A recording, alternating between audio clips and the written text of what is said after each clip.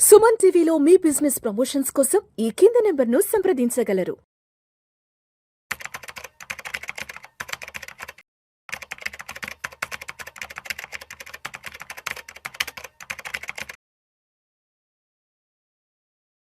నమస్తే, welcome to Vishnu talks. నేను విష్ణు. ప్రస్తుతం నాతో పాటు certified financial planner doctor Bachchu Anil Kumar గారు ఉన్నారు. సార్తో మాట్లాడదాం.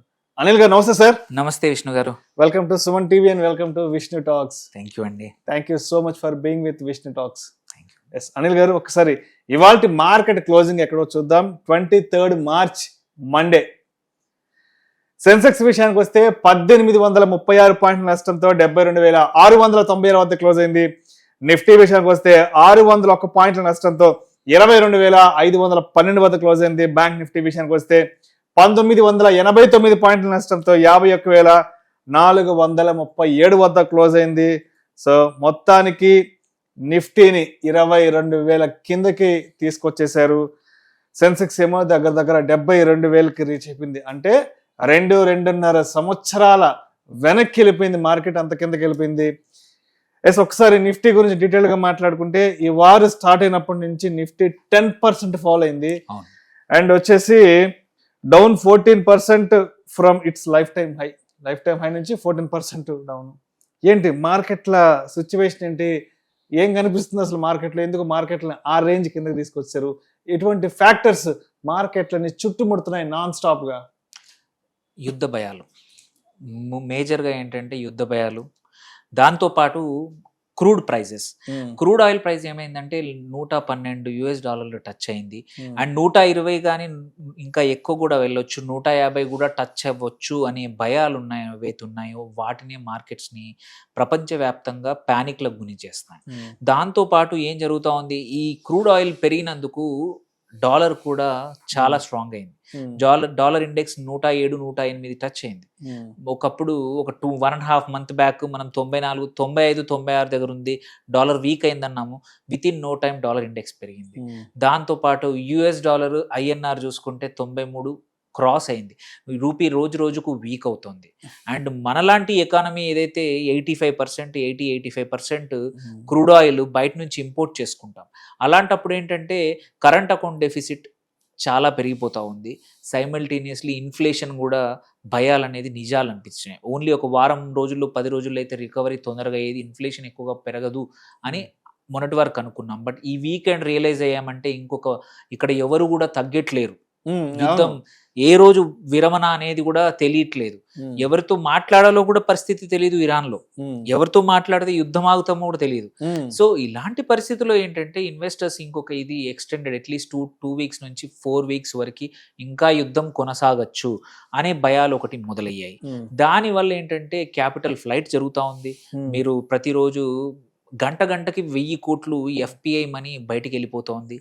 మార్చ్లో ఇవాళటి వరకు ఆల్రెడీ 90,000 కోట్ల పైన FPI సెల్ ఆఫ్ చేశారు. రీజన్ ఇవన్నీ కారణాలతో పాటు రూపీ పడిపోతా ఉంది. సో వాళ్ళకి ఏంటంటే యాక్చువల్ గెయిన్ FPIకి ఎవరైనా మన ఇండియన్ మార్కెట్లో ఇండియన్ కంపెనీస్లో పెట్టాలి అంటే వాళ్ళకి రిటర్న్స్ కనబడాలి.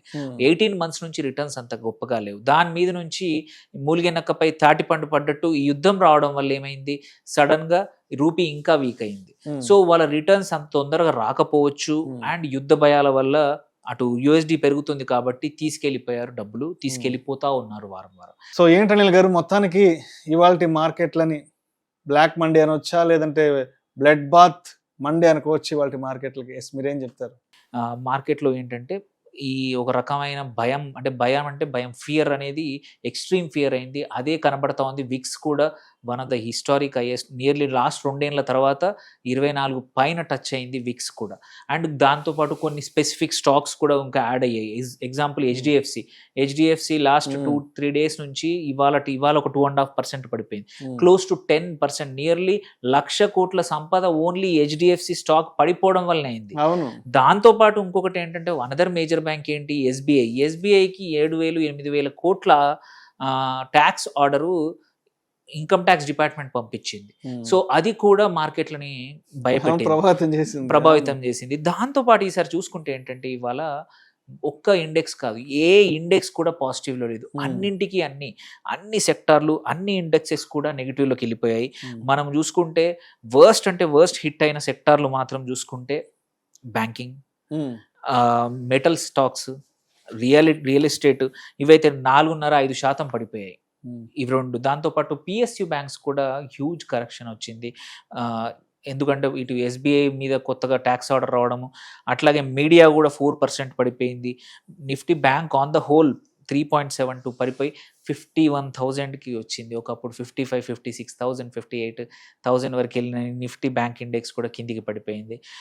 లోయెస్ట్ పడిపోయింది చూసుకున్న ఇవాళ Nifty IT index 0.18%. So there is not even ఒక్క ఇండెక్స్ కూడా పాజిటివ్గా లేకుండా పోయింది. ఇవాళ చూసుకుంటే వర్స్ట్ ఏంటంటే పర్ఫార్మెన్స్, నిఫ్టీలో 50 స్టాక్స్లో 2 స్టాక్స్ మాత్రమే పాజిటివ్గా ఉన్నాయి, 48 స్టాక్స్ రెడ్. అట్లాగే సెన్సెక్స్లో కూడా 2 stocks positive, 28 stocks red. And దాంతోపాటు mid and small cap nearly 4% పడిపోయింది. సో ఇదేంటంటే ఈ బ్లడ్ బాత్ వల్ల ఏంటంటే అంటే ఇన్వెస్టర్స్ ఒక ప్యానిక్తో ఎవరైతే రెడ్గా ఉన్నారో ఇంకెన్ని రోజులు పడతాయో తెలియదు, ఇంకో 6 నెలలు పడుతుందో తెలియదు, 3 నెలలు పడుతుంది అనే భయంతో అమ్మేస్తూ ఉన్నారు. బట్ వన్ థింగ్ ఇంపార్టెంట్ ఏంటంటే $120 ఇప్పుడు 112కు ఉంది crude. It is not viable మన ఒక్కరికే కాదు, ప్రపంచవ్యాప్తంగా మేజర్ ఎకానమీస్కి కష్టం కాబట్టి ఆల్రెడీ ప్రెషర్ జరుగుతూ ఉంది. ఒక 1 వీక్ to 10 daysలో యుద్ధం ఒక డిసైడ్ అవ్వచ్చు.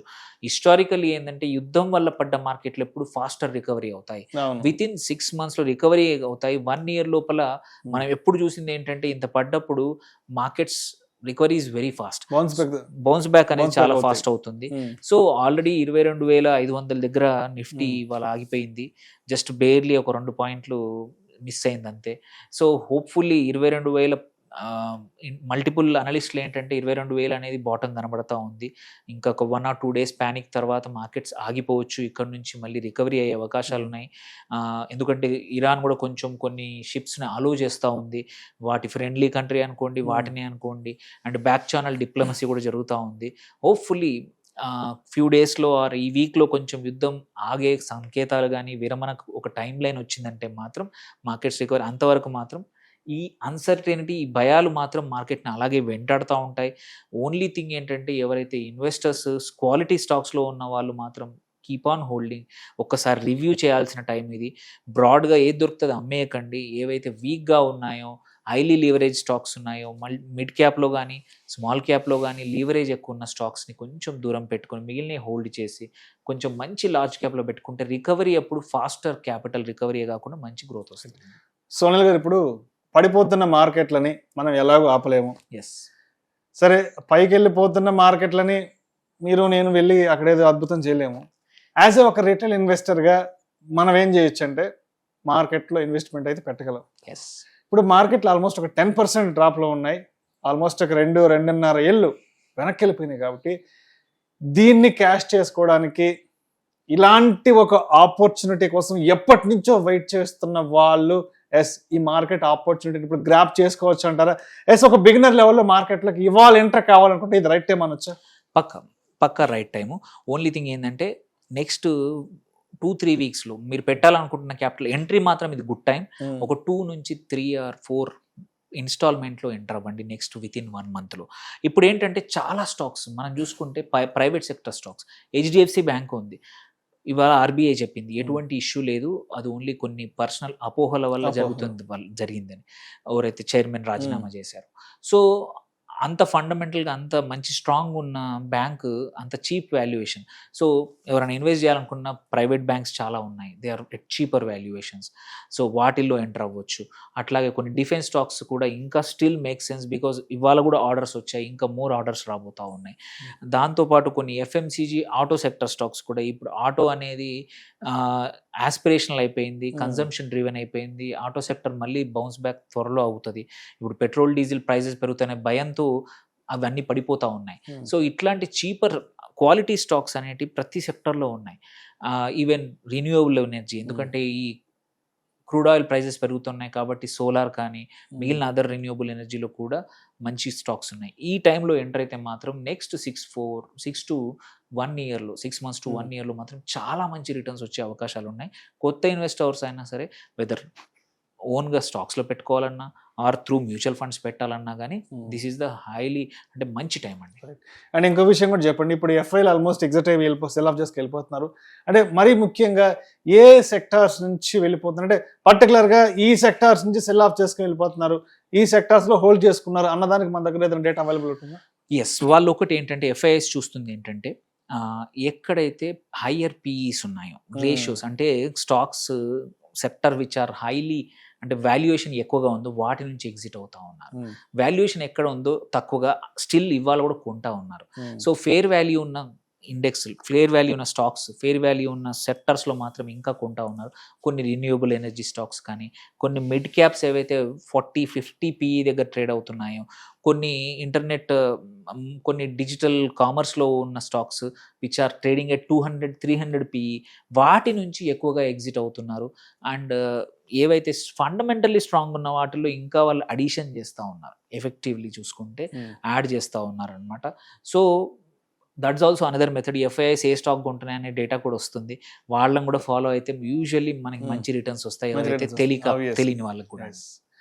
సో అయితే మొత్తానికి రేపటి మార్కెట్ ఎలా ఉంటుంది ఏంటనేది మనం ఎవరు చెప్పలేం కాబట్టి రేపటికి ఎలా ప్రిపేర్డ్గా ఉండాలి? ఎస్, ఒకటి ఏంటంటే ఇవాళ స్టడీ చేయండి, ఇవాళ మార్కెట్లో ఏ sectors performed well.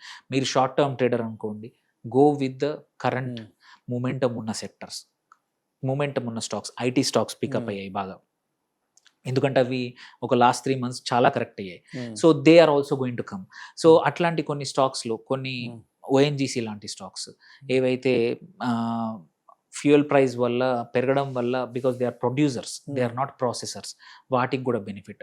Defence stocks ఏవైతే ఆర్డర్స్ మన ఇండియన్ మ్యానుఫ్యాక్చరింగ్ అవుతున్నాయో, ఏవైతే ఇప్పుడు కొత్తగా ఫ్రెష్ ఆర్డర్స్ వచ్చాయో, రాబోతున్నాయో, ఇట్లాంటి ప్లస్ హెల్త్ కేర్.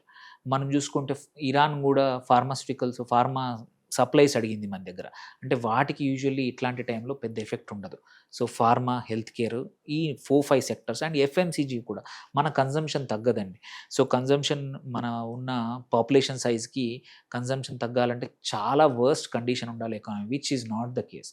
సో అందుకోసం ఎఫ్ఎంసీజీ, ఈ 4-5 సెక్టర్లో స్ట్రాంగ్ స్టాక్స్ని చూసుకొని ఈ వీక్కి షార్ట్ టర్మ్ ట్రేడ్ చేసుకునే వాళ్ళకి కూడా మంచి అవకాశాలు ఇప్పుడు ఉన్నాయండి. Right sir, right sir. Thank you sir, thank you so much Anil garu. Thank you.